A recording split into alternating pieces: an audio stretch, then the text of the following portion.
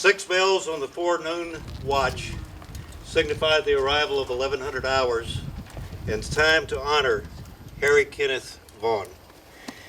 As chairman of the Atlanta Vietnam Veterans Business Association, it is my high honor to open this very special ceremony and to welcome you all here today. The Vietnam veteran returned home to what should have been a grateful nation, but in many cases was disparaged and at best ignored. Over 30 years ago, 4 Atlanta Vietnam veteran businessmen sought to change that and formed the Atlanta Vietnam Veteran Business Association with the goal in mind of showing the country how her returning warriors, both live and dead, should be remembered. Today, the organization is 300 strong, and this marks the 28th year that the Avvba has dedicated a memorial to a Metro Atlanta native who fell on the field of combat in Southeast Asia.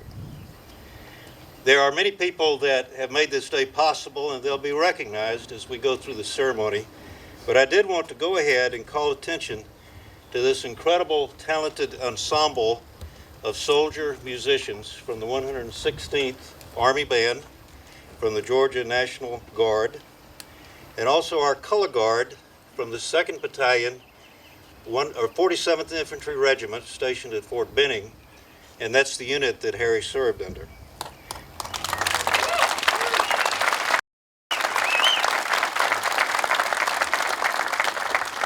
And also I want to recognize a very special young lady, Ms. Mackenzie Kurtz, a rising senior here at Milton High, who's going to sing our Star Spangled Banner. Veterans are reminded that, according to Department of Defense regulations, that all veterans are authorized and encouraged to render a hand salute upon the presentation or retirement of the colors and the singing of the national anthem. So with that said, would you please rise as the colors are presented. Forward, move!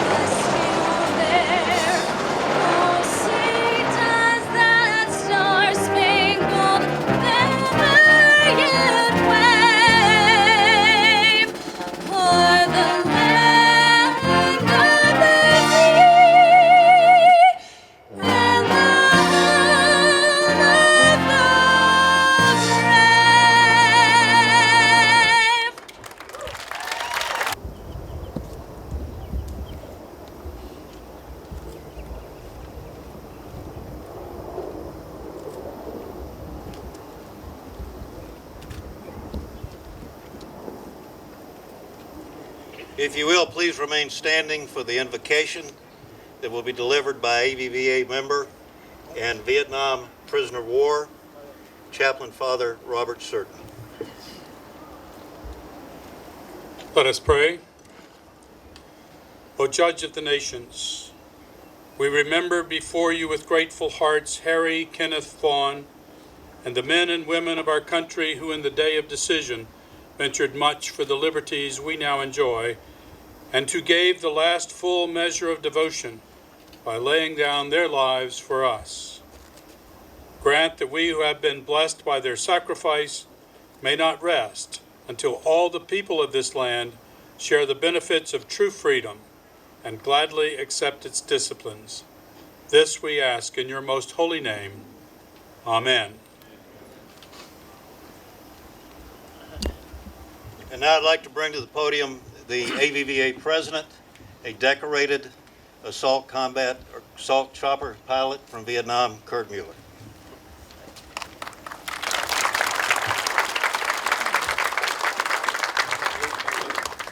Please be seated. I'd like to make a quick comment about the flyover today. If you saw, there was a Huey at the lead of the formation, a UH-1, followed by two Cobras, both on the west side and east side of the field here.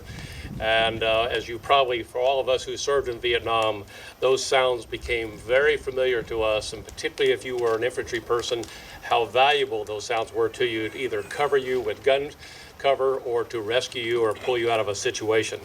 I particularly want to also acknowledge that the flyover today was done through the Army Aviation Heritage Foundation, and one of our members, Glenn Carr, who is an active member in that association as well as a member of our association, actually was the Cobra pilot flying on the east side who did the peel off for the missing man formation. Again, I want to thank each of you for attending this very special invitation today. And as Tom mentioned, the Atlanta Vietnam Veterans Business Association was founded over 30 years ago for the purpose to, number one, promote patriotism and sponsor activities of a patriotic nature among the business community, to promote a positive image of the Vietnam veteran, and to recognize those who served and honor those who gave their lives in the Vietnam War. Membership in our association is open to anyone who served in Vietnam in one of the armed forces, anytime from 1963 to 75. And you'll recognize a number of us here as we were dressed in our what we call our Avvba uniform. And we must have close to, I would guess, about 75 to 100 folks here today from our association. Each year for the past 27 years, our Atlanta Vietnam Veterans Business Association has held a formal dedication event to honor one of our brothers from the Atlanta area who was killed in Vietnam, and to honor and recognize those who served with them and their families. Earlier this year, the Atlanta Vietnam Veterans Business Association became a Department of Defense commemorative partner for the 50th anniversary of the Vietnam War. And our partnership program with DoD is one more way our association continues to make a commitment to thank and honor those who served and made sacrifices for their fellow soldiers and their country, and to also recognize and thank and honor their families. Each of us who answered the call, either as one who was drafted or one who volunteered, made a commitment to do everything we could do in our power to protect and support our brothers in combat. We who survived the war have never forgotten our friends and fellow brothers who we fought with in Vietnam, and especially those who lost their lives protecting us. Today we honor Corporal Harry Kenneth Vaughan, and I want to specifically now draw your attention to some of the folks underneath the tent here, which are his two sisters and three brothers. And I will recognize them first with Elizabeth Gayton,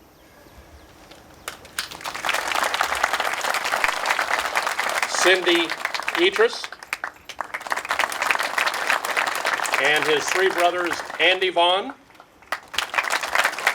Chris Vaughan, and Glenn Vaughan. We thank each of you today for attending, and they have also brought with them a number of their family members and cousins as well. As we talk today and we think about the past, we have an inscription on the back of a flak jacket worn by a Marine at Quezon in 1968, I believe says what we who have all served our country in war understand. To those who fight for it, life has a flavor the protected never knew. May God bless our country and those who fight to protect our freedoms, for freedom is not free. I now would like to also take a moment to introduce some of our special guests who have also attending with us today. Underneath the tent, we have a couple Gold Star mothers, and we're very proud to have you all with us today as well. Also,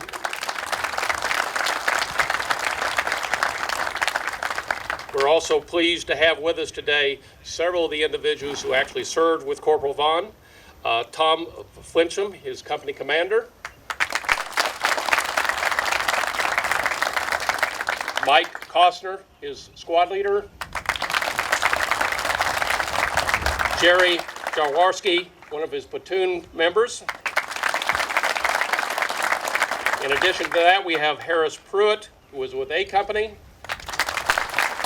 and John Ings, who is with B Company. John, oh, he's up there. All right, great. We also have members of the last remaining battalion of the 47th Infantry Battalion, the 2nd Battalion, 47th Infantry. Lieutenant Colonel Chris Briscoe. There you are, sir. His XO, Major Jeff Shelnut. And Command Sergeant Major Daniel Dennison. And also representing the Georgia Department of Veterans Service and a decorated Vietnam veteran, Tommy Clack.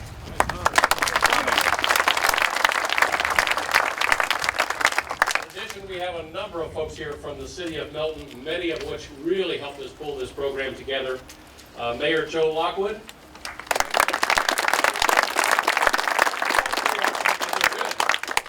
The city manager, Chris Lagerboom.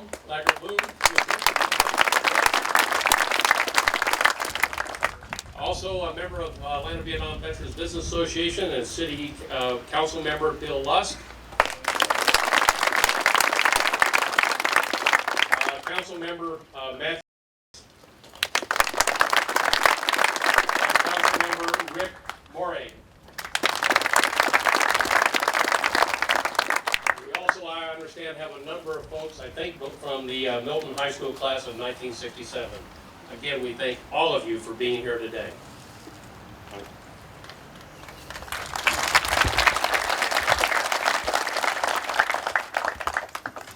Thank you, Kurt. It's my honor to introduce Mayor Joe Lockwood. The city of Milton was incorporated in December 2006, so we're not a very old city.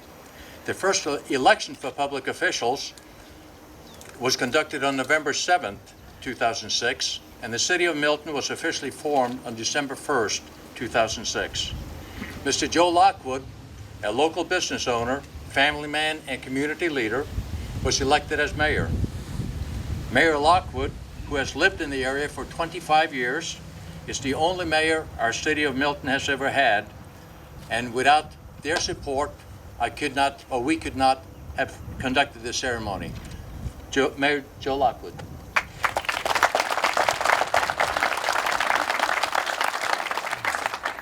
Thank you, Ronnie. What a beautiful day. What a beautiful place that we have here that we can meet and we can honor Corporal Vaughan. It's a pleasure to be here representing the city of Milton. Also, it's a pleasure just to be here to honor one of our heroes. And as we're all, the loss of Corporal Vaughan, it's a pain for our entire country. There's also a personal side. I was fortunate enough last night to be able to meet some of his family members and sit at dinner with one of Harry's brothers and his wife, and got some of the personal stories that, even though he was only 6 years old when his brother lost his life, he remembers vividly being able to, his brother teaching him how to fish, and what a terrible pain it was for the family, what they went through. So that being said, I want to just thank you and thank Corporal Vaughan's family for the sacrifice that you guys made.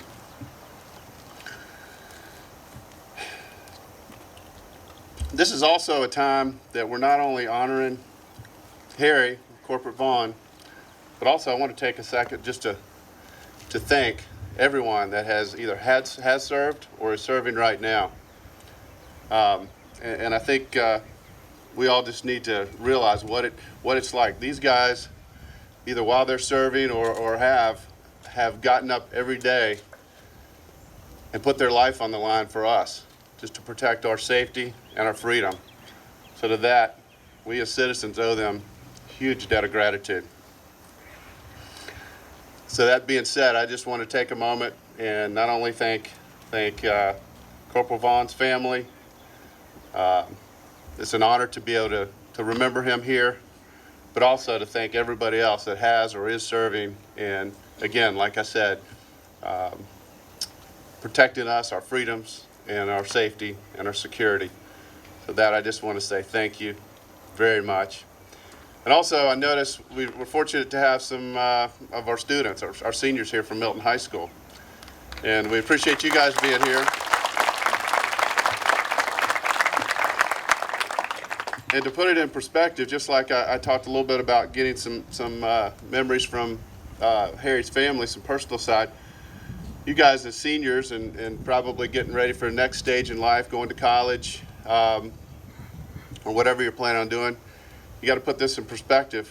Corporal Vaughan was probably about the same age when he was fighting for our country in Vietnam and gave the ultimate sacrifice. So anyways, just want to thank you guys for being here, and it's a pleasure to honor Corporal Vaughan.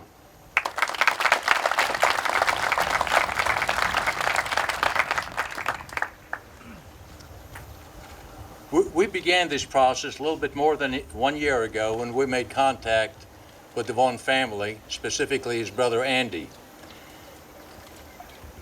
And during that contact, Mr. Vaughan provided us with information connecting me with our next speaker. To gain information about how Corporal Vaughan was killed, I contacted this individual by telephone in Longmont, Colorado. And he had about a 45-minute visit with him on the phone. After the first 15 minutes or so, I decided that he needed to tell his story to this audience that is here today. Mr. Jerry Jaworski was drafted into the Army in November 1966 after completing high school in Platte Center, Nebraska. After being drafted and subsequently sent to the Republic of Vietnam, he was assigned to Company A, 2nd Battalion, 47th Infantry, 9th Infantry Division. And he was a track operator, or armored personnel carrier operator, driver. His military awards and decorations include the Purple Heart, the Army Commendation Medal, the Good Conduct Medal, the Combat Infantryman Badge, and the Vietnam Service and Campaign Medals. After being discharged from the Army with rank of sergeant in September 1968, Mr. Jaworski married Polly, and they've been married for 45 years and have 4 children. One of the children and daughter-in-law is here today visiting, by the way. And using the GI Bill, he completed associate degrees in mechanical drafting and architectural drafting from Central Nebraska Technical College. Mr. Jaworski has worked for General Electric in Longmont, Colorado since 1995 as a mechanical designer. Today, he will share his story about Corporal Vaughan with you. Jerry?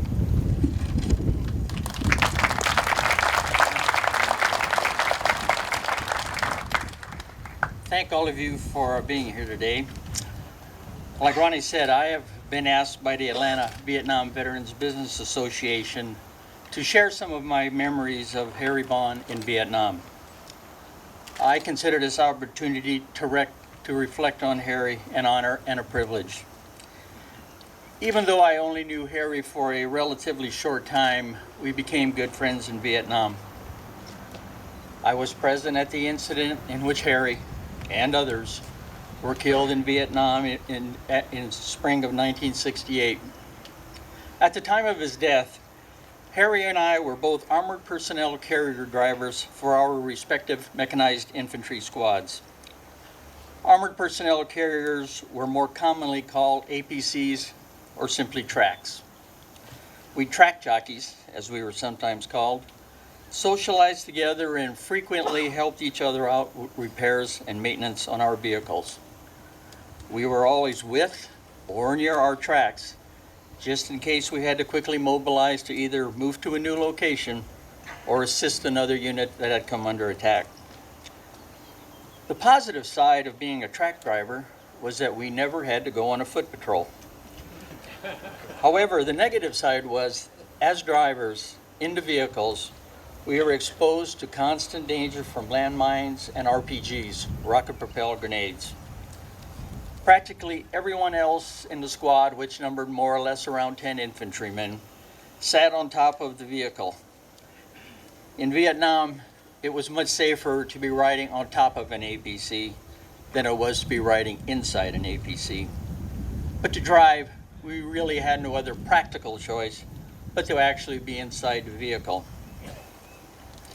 In my being an APC driver in a mechanized infantry unit in Vietnam, in my opinion, was an extremely dangerous duty assignment.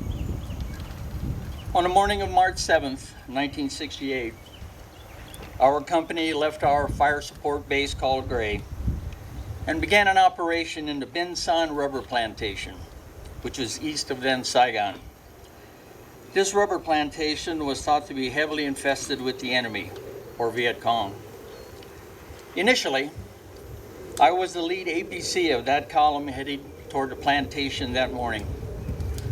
Somewhere along the route, for tactical reasons, Harry was ordered to pull out in front of me. He then became the lead vehicle. The lead track is by far the most at risk in a column of APCs because of the potential of going over a landmine or being hit by an RPG. It was very similar to being the point man on a foot patrol. As Harry was leading the column on a main road through the rubber plantation, he was ordered to get off of the main road, which had become increasingly rough because of the monsoon season, and get into the rows of rubber trees to then proceed through the plantation. As he drove between the rows of rubber trees, he passed over a massive landmine. I was driving the APC directly behind Harry's, approximately 20 or 30 meters behind his track. The force of the blast set Harry's APC on its back end. After a few seconds, the 80-plus gallons of gasoline in the gas tank exploded and literally ripped the vehicle apart. 3 soldiers were killed instantly that morning, and Harry was one of them. I ask you to also remember the other 2 soldiers killed instantly that day, James Gary Randall and Donald Wayne Tisdale, and also 2 others, Herbert Hugo Cato and Thomas Alton Ferguson, who died as a result of their severe in the following days and weeks at the Brooke Army Medical Center in San Antonio, Texas. As I mentioned once in a letter to Harry's family and verbally to Harry's brother Andy, I am convinced that Harry died instantly and did not suffer in any way. 37 years later, in November of 2005, I and one of my sons had the unique opportunity of taking a tour of that portion of Vietnam that was the AO, or Area of Operations, of our unit in Vietnam. This tour was organized and promoted by a tour operator who specialized in military-oriented tours. With this opportunity at hand, I had an idea to take soil from Harry's grave here in Milton, scatter it in a very rubber plantation where he was killed in Vietnam, then bring soil back from that plantation and bury it at Harry's gravesite. In the spring of that year, 2005, while attending one of our regimental reunions in Columbus, Georgia, I contacted Harry's brother Andy. We went to Harry's gravesite, and with Andy's permission, I gathered soil from the gravesite for this upcoming mission back to Vietnam. The tour operator, a retired U.S. Army Lieutenant Colonel, suggested placing small amounts of this soil in 35 millimeter film containers, then placing one of these in each of our luggage pieces. Once in Saigon, the tour operator scheduled for us a car, a driver, and a Vietnamese tour guide to take me and my son back to the Bin San rubber plantation, which is still a working rubber plantation. Once there, the Vietnamese guide was very committed to looking for an older plantation worker or manager who may have remembered the incident in which Harry lost his life. He was successful in finding one such individual who vaguely remembered the incident. He gave our guide general directions to that location. Once there, I scattered the soil that I brought from Harry's grave. I then gathered soil from the plantation to bring back to Harry's grave here in Milton. This mission was now half complete. The following spring, I again contacted Harry's brother, Andy. I had placed the soil that I brought back from Vietnam in a small stainless steel container. We buried that container at the base of Harry's headstone here in Milton. This mission, conceived out of friendship, honor, and respect for a fallen brother in arms, was now complete. Harry died exactly 1 week before his 21st birthday. He was only in Vietnam for about 3.5 months before his life was taken. As Ronnie mentioned, Harry was drafted into the U.S. Army. His country called, and without reservation, he honorably served. I have no idea what his thoughts were about being drafted. Perhaps his thoughts were similar to mine, as I was also drafted into the Army. My recollection on being drafted was that every one of my uncles was either a World War II or Korean War veteran, and Vietnam was simply our generation's war, our time to serve our country. Harry was a perfect example of that American tradition of the citizen soldier. Harry personally was quiet, unassuming, cordial, amicable, and always willing to help. He was just a good guy who was very easy to like. To this day, it troubles me deeply that Harry never even had the opportunity to be a husband, a father, or a grandfather. Harry will never be forgotten by his family, his friends, or by me. In closing, I would like to thank Harry's brother Andy, who over the years has so graciously accommodated my schedule when I was here in Georgia and wished to visit Harry's grave. I would especially like to thank the Atlanta Vietnam Veterans Business Association for sponsoring this very special ceremony for Harry Vaughan, and for letting me have this opportunity to speak at this event on his behalf. This very dedicated and unique organization could not have chosen a more deserving individual for this very special honor. Harry was the very essence of honor, integrity, and bravery. Thank you.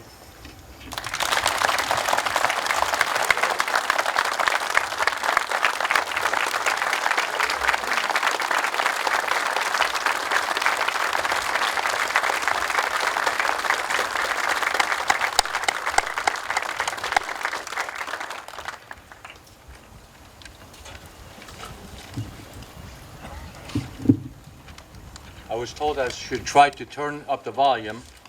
I don't know where. There's no switch here.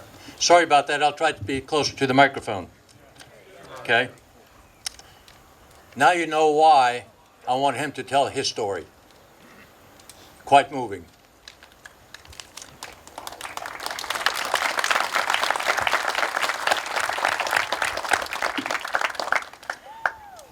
It is now indeed a pleasure for me to be able to introduce a member of the Atlanta Vietnam Veterans Business Association, my good friend and our keynote speaker, Lieutenant General James R. Helmley, truly a soldier's soldier. Lieutenant General James R. Helmley most recently served as U.S. Defense Representative in Pakistan from July 2006 to July 2008. Prior to that, he served as Chief Army Reserve and Commander, U.S. Army Reserve Command from May 2002 to May 2006. As Commander of the 78 Division Training Support from April 2001 to April 2002, and as Deputy Chief Army Reserve from June 1995 to June 1999. From June 1999 to August 1999, he served as the commander of the Joint Task Force conducting Operation Provide Refuge at Fort Dix, New Jersey. He was the Military Assistant Manpower and Reserve Affairs in the Office of the Assistant Secretary of the Army from October 1999 to May 2001. A native of Savannah, Georgia, Lieutenant General Helmley entered the Army as an enlisted soldier in 1966, received his commission through Officer Candidate School in 1967, and he served on active duty from 1966 to 1973 in a variety of company and battalion level assignments, including 2 tours in the Republic of Vietnam, 1 tour with the 3rd Battalion, 187th Airborne Infantry, the Rakkasans, in the 101st Airborne Division, and 1 tour as District Senior Advisor to Vietnamese forces. As an Army Reserve soldier, Lieutenant General Helmley served with the 81st Army Reserve Command and commanded the 352nd Maintenance Battalion in Macon, Georgia, and the 449th Area Support Group in Forest Park, Georgia.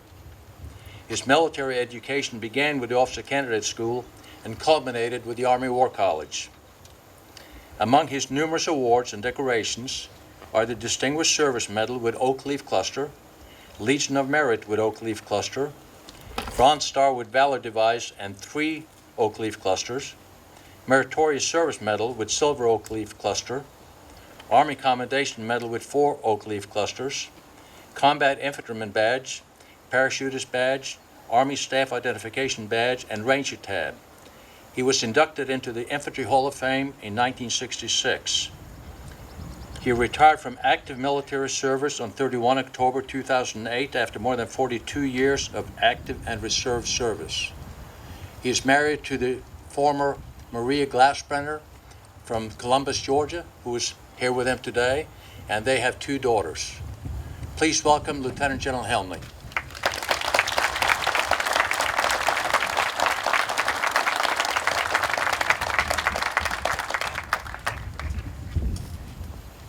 You know, as you go through your daily lives,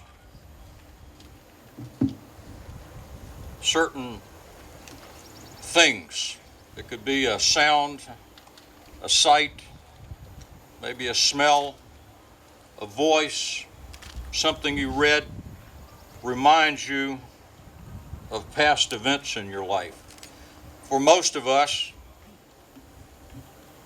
whether we were in the infantry or another branch, mechanized infantry, armor, whatever, on the battlefield in Vietnam, the sound of Huey and Cobra helicopters with that distinct rotor whoop, whoop, whoop brings back memories.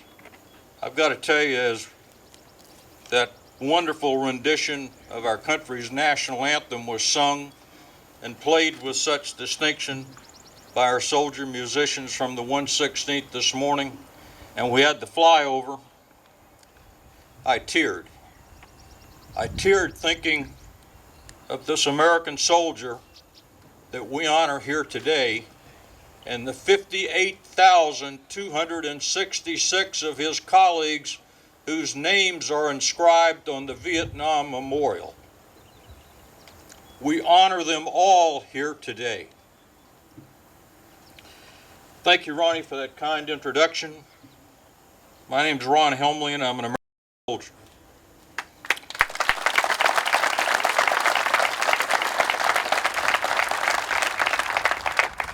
And yes, for official purposes and pay purposes, I'm retired.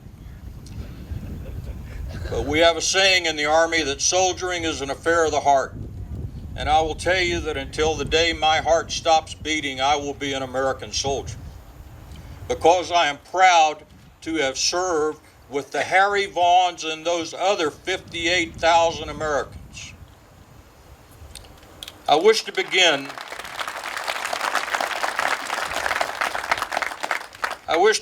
by thanking very much my fellow members of the Atlanta Vietnam Veterans Business Association for the humble opportunity to participate in this morning's ceremony.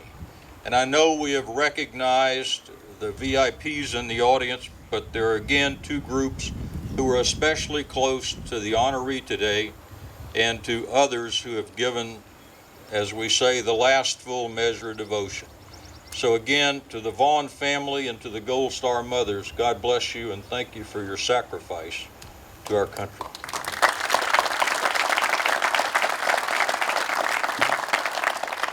As many of you may know, our speaker today was to have been Secretary of Veterans Affairs, General Eric K. Shinseki.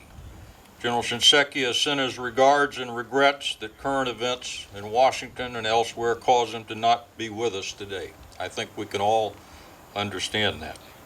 He's indeed a humble man with immense character and integrity, and I believe that he will lead us through these current series of problems. A long time ago, a Canadian lieutenant colonel serving in Belgium during World War I penned the following words in remembrance of a close friend. Perhaps, Jerry Jaworski, your feelings towards your friend, Harry Vaughan. He penned these words when his close friend was killed the previous day.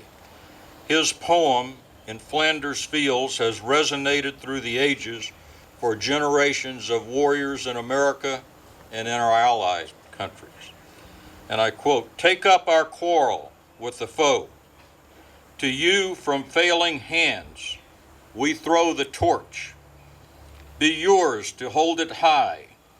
If ye break faith with us who die, we shall not sleep, though poppies grow in Flanders fields."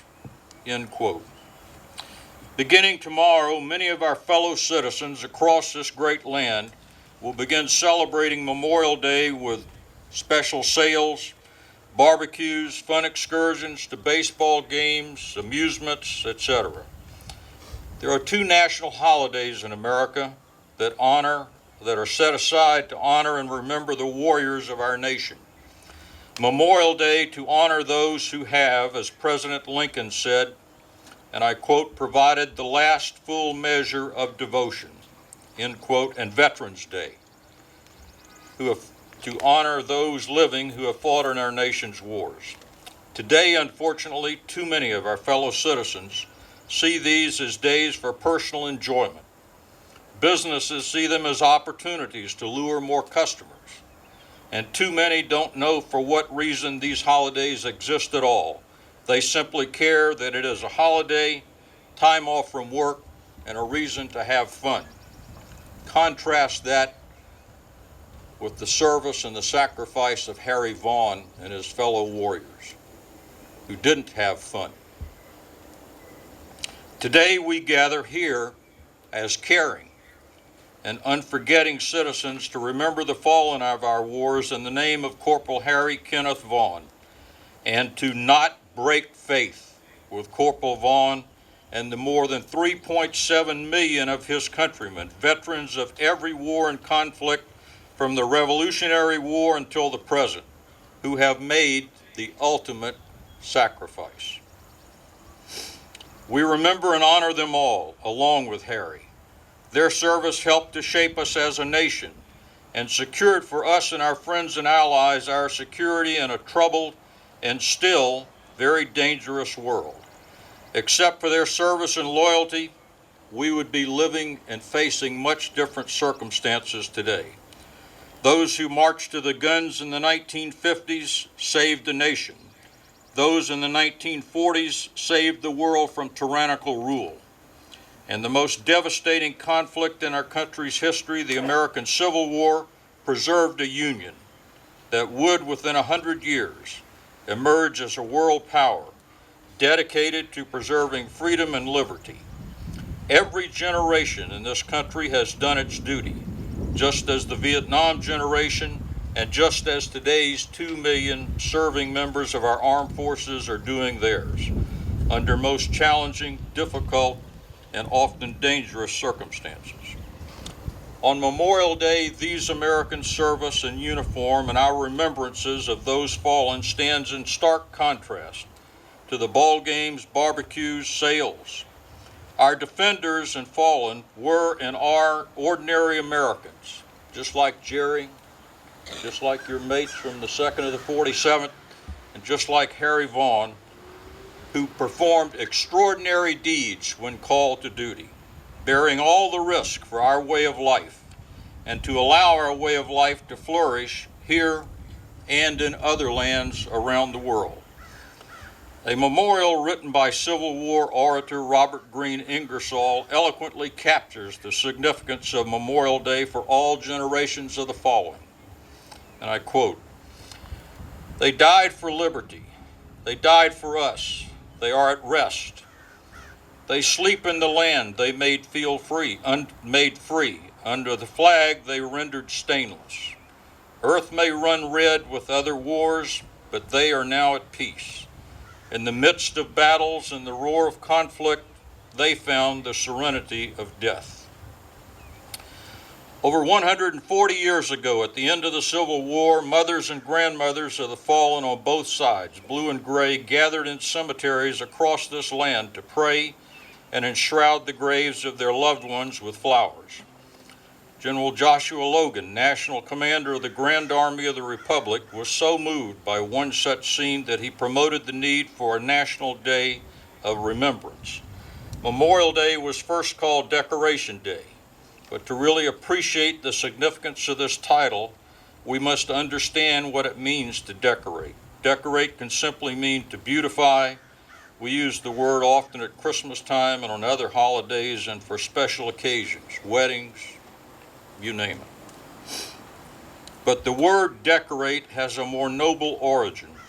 In Latin, the root of the word decus means pride and dignity, honor, distinction, and glory, grace and beauty. These words conjure up the nobility of Harry Vaughan and our other war dead that we honor here today. On May the 5th, 1868, General Logan proclaimed May 30th as a national day for the strewing of flowers or otherwise decorating the graves of comrades who died in the defense of their country. His general order proclaiming May 30th as Decoration Day reads, "Let us then at the time appointed gather around their sacred remains and garland the passionless mounds above them with the choicest flowers of springtime. Let us raise above them the dear old flag they saved from dishonor. Let us in this solemn presence renew our pledges to aid and assist those whom they have left behind. Among us a sacred charge upon a nation's gratitude, the soldiers and the sailors, widow and orphan." End quote. I'd ask you to please contrast these strong emotions and initiatives to honor the sacred dead of our nation with the environment of the Vietnam War, when Harry Vaughan and over 58,000 of his comrades paid their last full measure of devotion. It seems that a day does not pass when another revisionist history of that war and that period is not published. Most of these share a common theme, that the war was wrong and that America lost the war. Let us set the record straight here today. Corporal Harry Vaughan and our dead colleagues from that war fought and died for an honorable cause.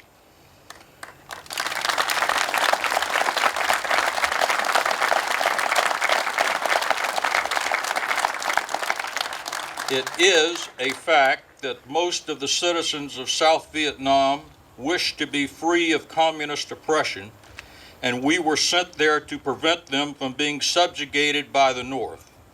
One can and should abhor war. The people who hate war more than anybody are the warriors. One can argue and disagree with the politics of a war, but never, ever, I say again, never, ever, should any one citizen or this nation dishonor or argue with the motives of the American warrior. Never.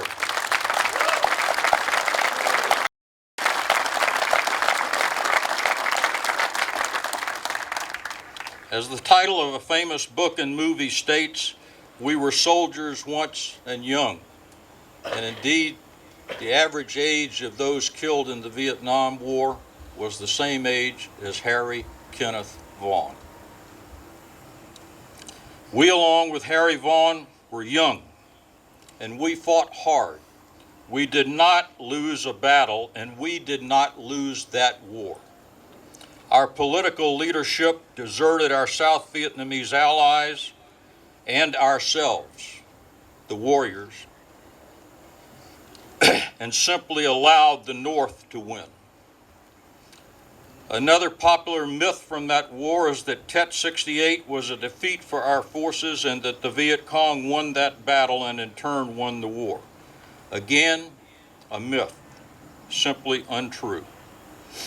The Viet Cong lost Tet 68 and were essentially eradicated. Following that, the North compensated by flooding the South with more and more North Vietnamese Army conventional units until at the end it was North Vietnam conventional forces with tanks, armored infantry, artillery, and aviation that conquered the South.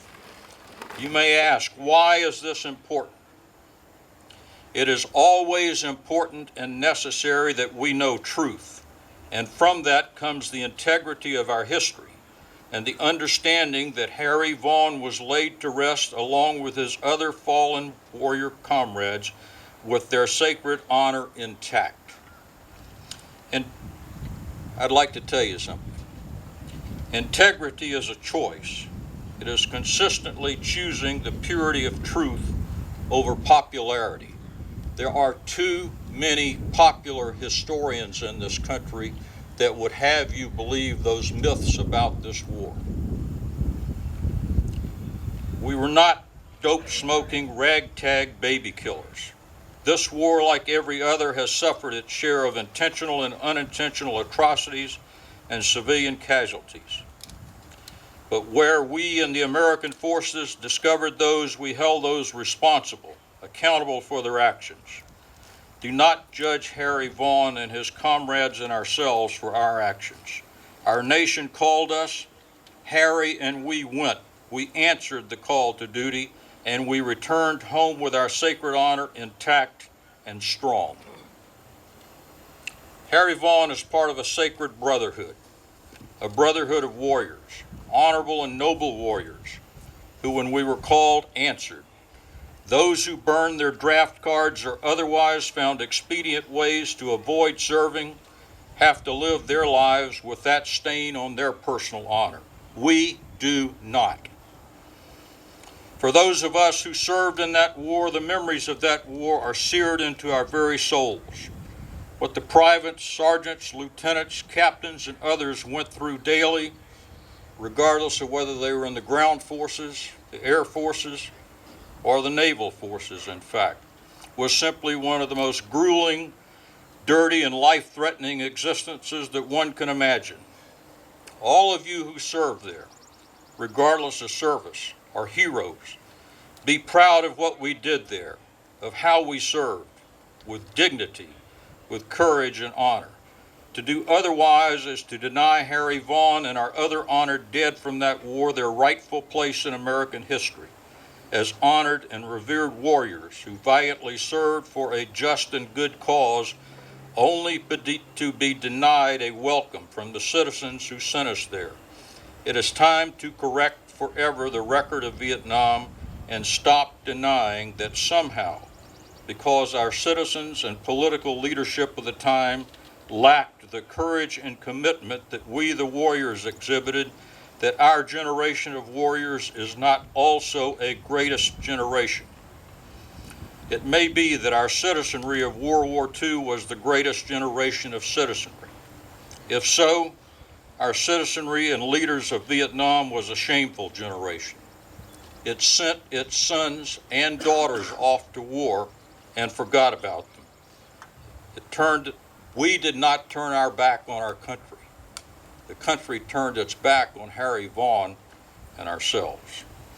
Our generation of warriors is entitled to accolades as a great generation of American warriors, as great and valiant as their brothers in arms from all of the country's previous wars. Over 9 million Americans served in the armed forces during the Vietnam period. Of that, over 3 million served in Vietnam. There are 58,267 names on the Vietnam Memorial Wall, including the soldier we honor here today, Harry Vaughan. Of that number, almost 40,000 were 22 years of age or younger when they were killed.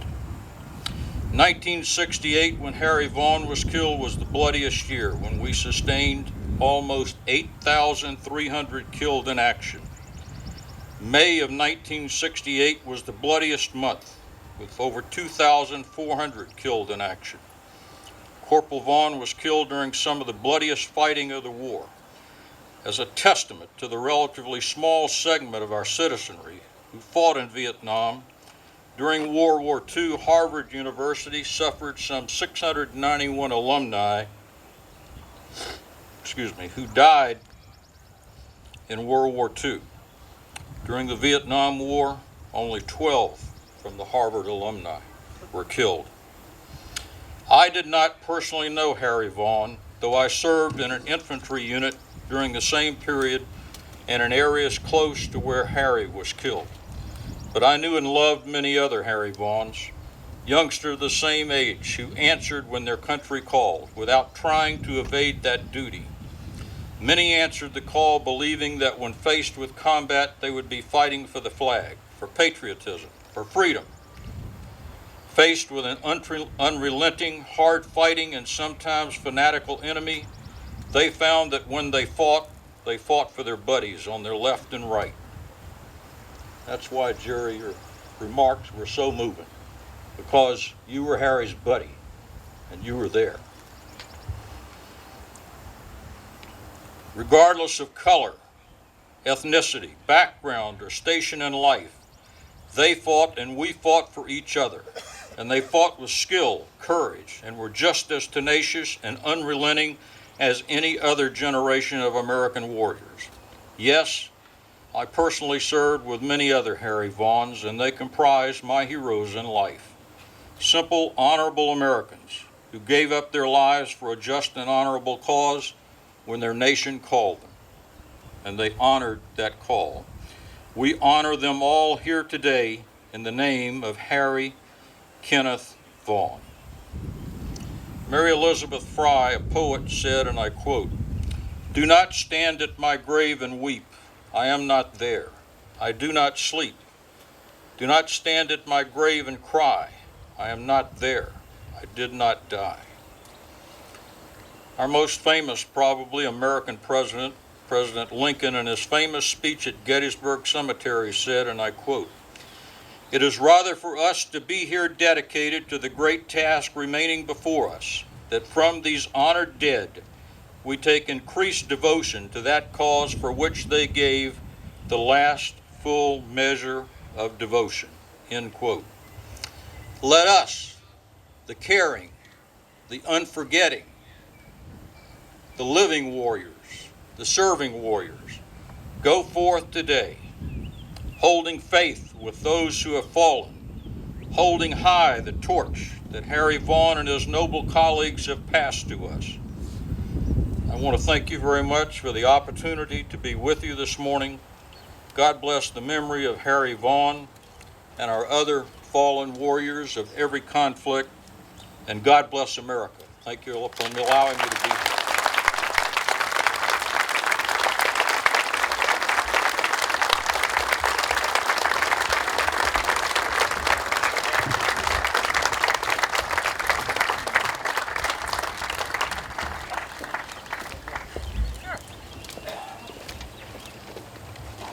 What a powerful message.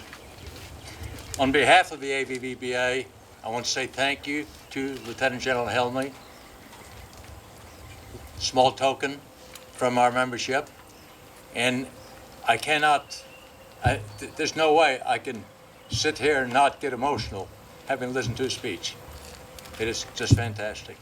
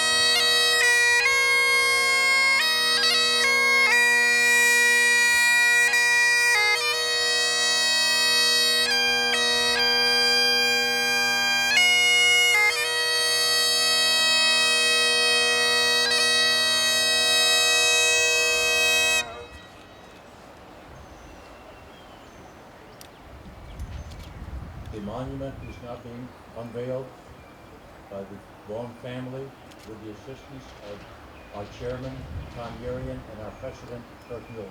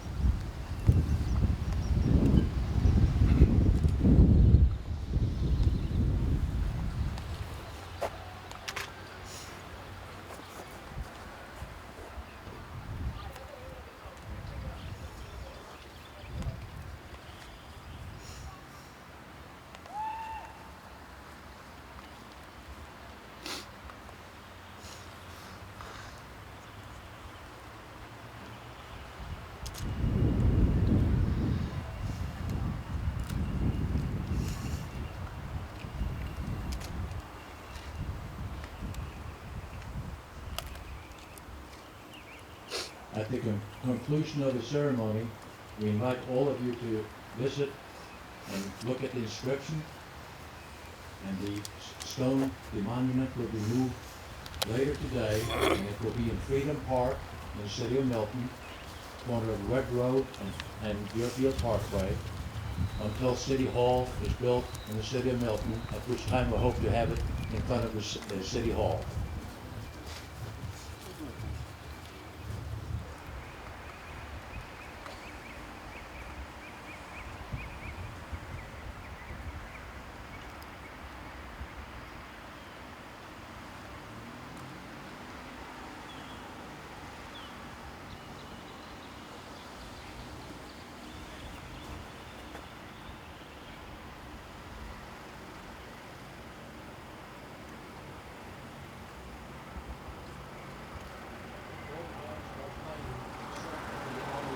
The service songs. I failed to recognize one individual in the audience that I did not know he was going to attend. The former principal of Milton High School, Clifford Jones. Obviously without his support, we could not have been here. He has been promoted to be the associate superintendent, I believe associate, might be assistant, for accountability for the Fulton County School District. So I want to make sure that we know that I saw him in the audience. I was told that he would not be able to be here because of this being finals day. If you would sit down and then take your, come to attention when your service song is played, that would be greatly appreciated. The band will play them in the order.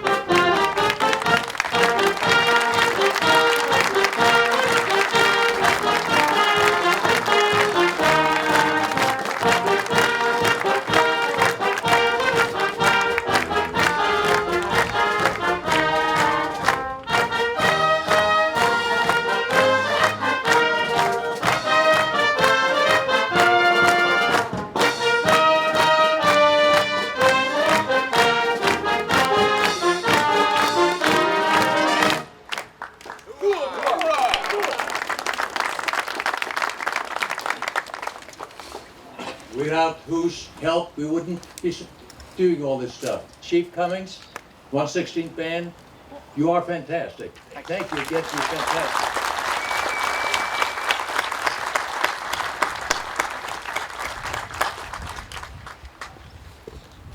Ladies and gentlemen, thank you so much for coming to this memorial dedication honoring Corporal Harry Kenneth Vaughan. Thank you to all who have assisted in making this memorial dedication memorable for the Vaughan family. We're so pleased to have the continued support of the City of Milton, the leadership of the Fulton County School System, and of Milton High School.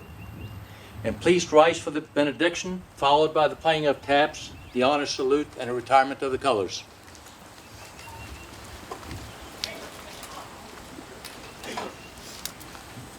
Let us pray. Father of all, we pray to you for Harry Kenneth Vaughan and for all those who have died in the service of this nation. Grant to them eternal rest, that light perpetual shine upon them. May his soul and the souls of all the departed through the mercy of God rest in peace. Amen. O Lord, support us all the day long until the shadows lengthen and the evening comes and the busy world is hushed and the fever of life is over and our work is done. Then in your mercy, grant us a safe lodging, a holy rest, and peace at the last. Amen.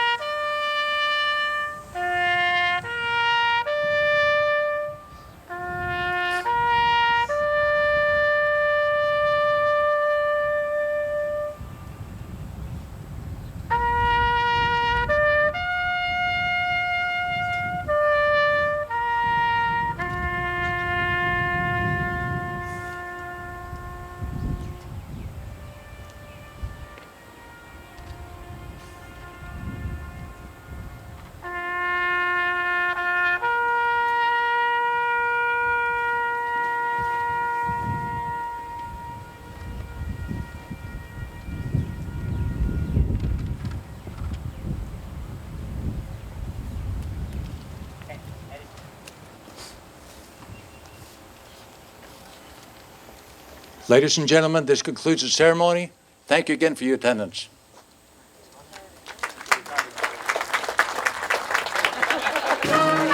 I blew it. Hey, Chief, I blew it.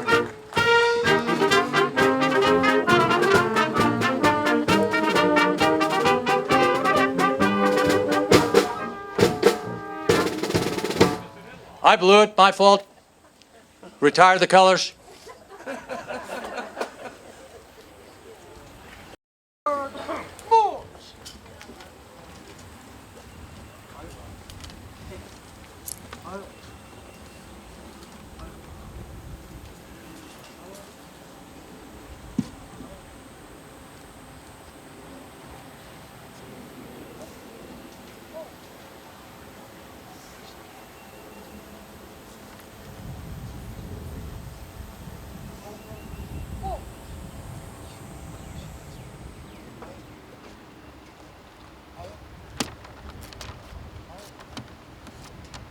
Corporal, move.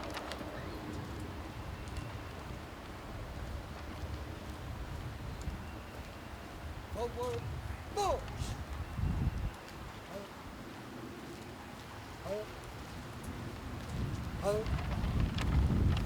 Hold time, move. Move, hold. Breathe, man. Ooh.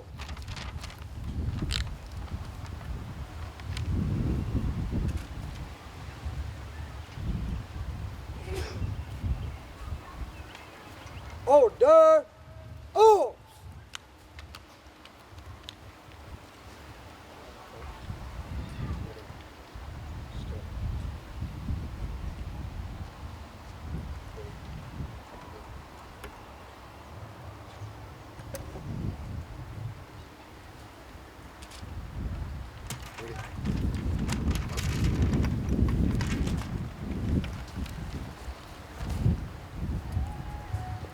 Right.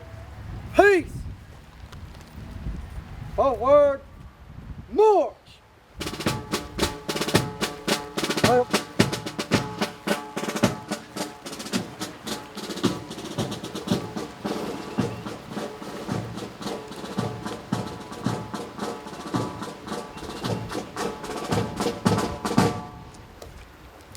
That was my do-over. The color guard was led by NCOIC Sergeant First Class Nordyke, and the honor guard was by Sergeant First Class Alvarado, all of which are from the 2nd Battalion, 47th at Fort Benning, under the command of Lieutenant Colonel Bresco. Thank you very much.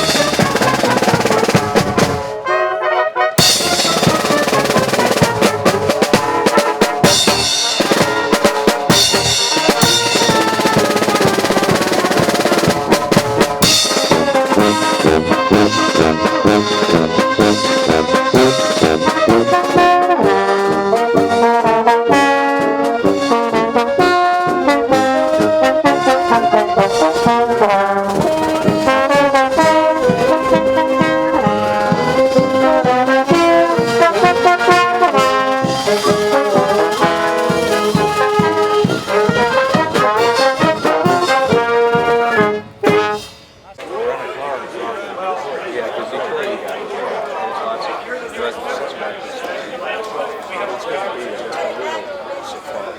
Now, where are you from originally? Oh, really? I didn't know that. Your wife also? Okay. Yeah, I grew up in, I grew up in Grand Rapids. Yeah, well, I thought about flying to Grand Rapids, but that's, yeah, because that flight, yeah, the direct flight, they get the smaller jets. Yeah. They're different.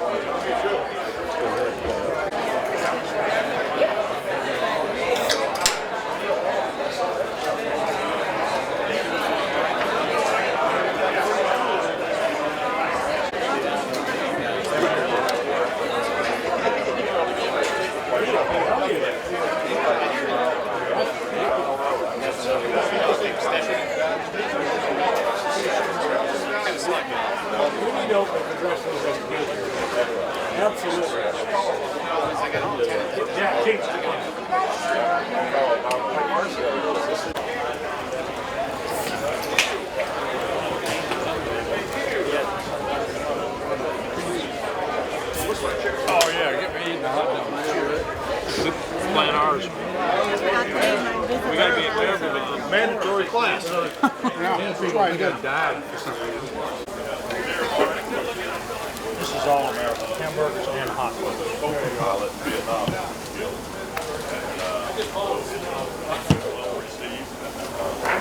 We were out there Sunday. I was out there Sunday, and I was up there last night. We sat.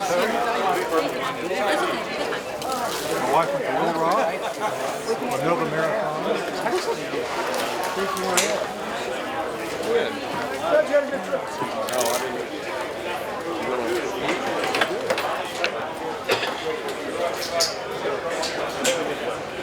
And Ronnie did a good job of organizing that thing. And he gets to do a do-over at the end anyway. What? Oh, that, yeah. So how do you think it went? I thought it went wonderful, and I thought Ronnie did a phenomenal job today in organizing this and managing this event. He did a phenomenal job, and many thanks to all the people that supported him.